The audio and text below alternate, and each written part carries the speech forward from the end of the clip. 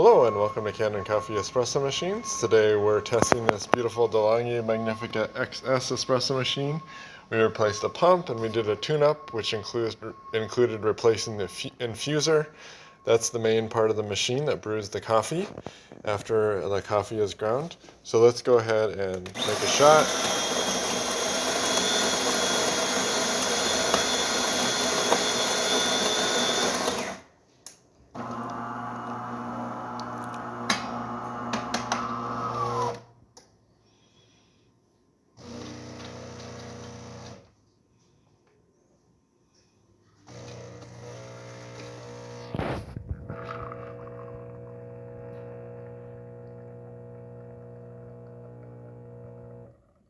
There we have a nice shot of espresso.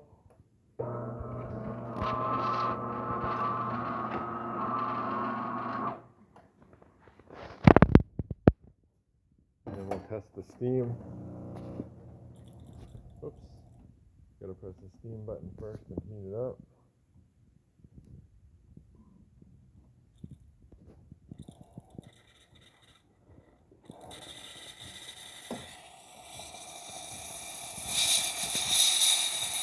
There you see we have nice strong steam.